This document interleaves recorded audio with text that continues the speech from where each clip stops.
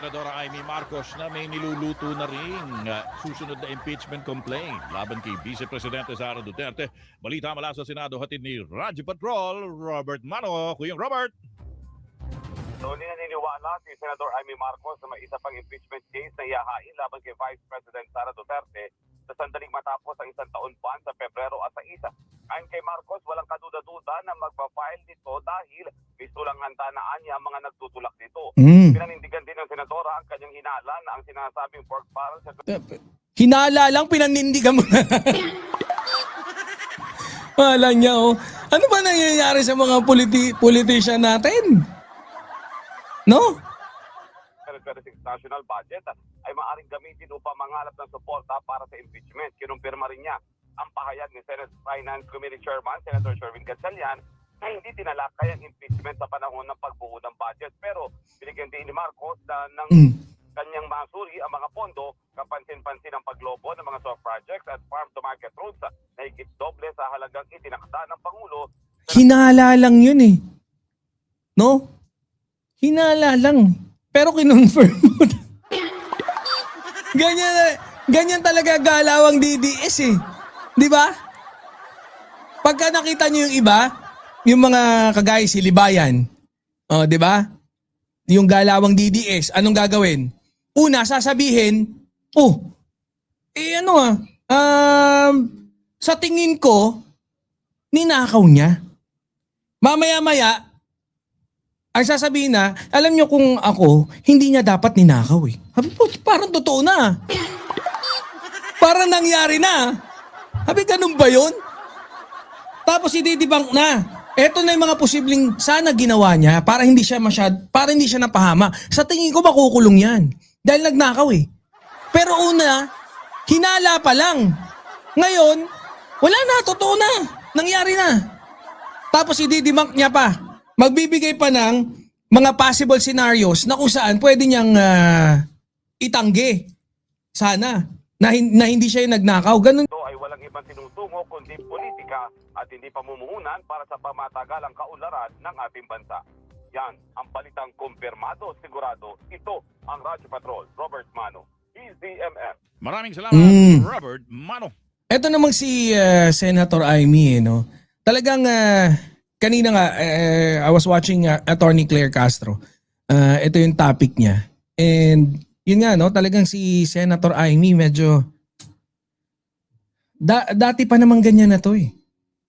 No? And yun nga, come 2028, hindi pa, no? So 2028, ano pa rin siya, senador. Pucha, baka... baka isa tong senador na no? Ang tag dito, kaso hindi malayo. Pag senador pa to ng 2028, tas si PBBM bumaba na, baka kasuhan nito si PBBM eh. No? Kaya mag-iingat ka, PBBM, baka kasuhan ka ni Senator Amy. Pag hindi ka na presidente, no? Re-rest back to, re-rest back. Yun ang pangit eh. No? Tayo, loyalista tayo ng mga Marcos and yun nga, no?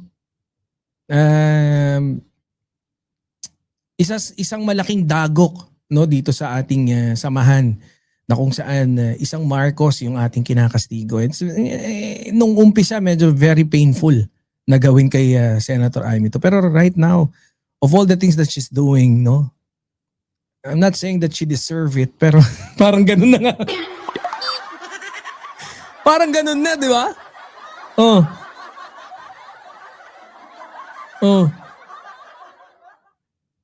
Pandaw, pasahod.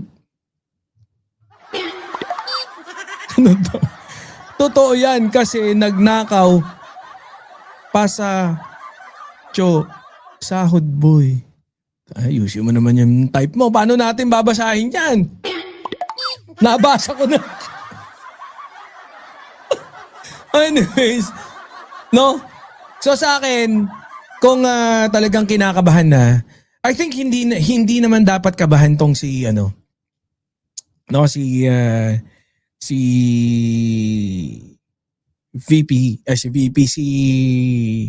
Senator Amy Marcos kasi nga malaki paniniwala ng karamihan na even if Sara Duterte will be able to run come 2028, malaki yung chance niyang manalo. Unless yung Dilawan tsaka mga loyalista magkaisa. No, pero tayo, syempre, handa ba tayong ang tanong diyan, handa ba magpakumbaba ang mga Dilawan? Syempre, kami nakapwesto ngayon eh. 'Di ba? Hindi pwedeng gaganong-ganunin niyo na lang kami.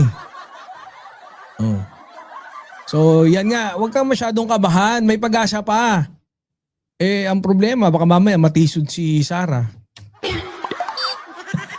Ay, matisod lang, ha? Tapos, bumagsak, una ulo. Dugo puwet, pero buhay. Nagkagalos lang.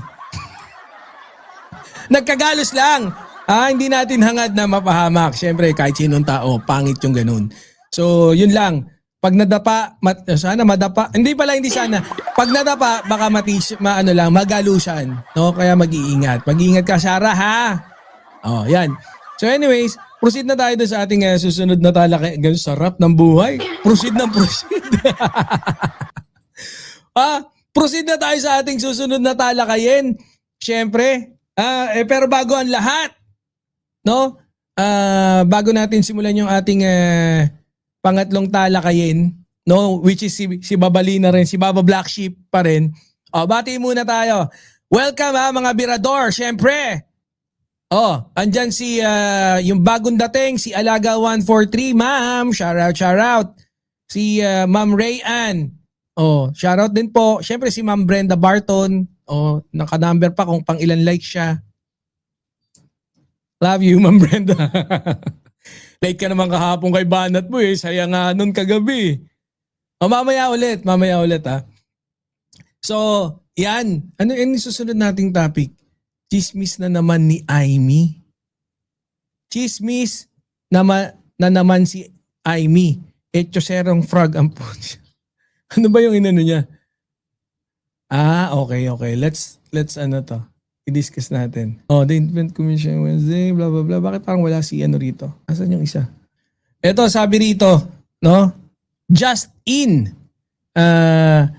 ICI bubawagin na sa February 1.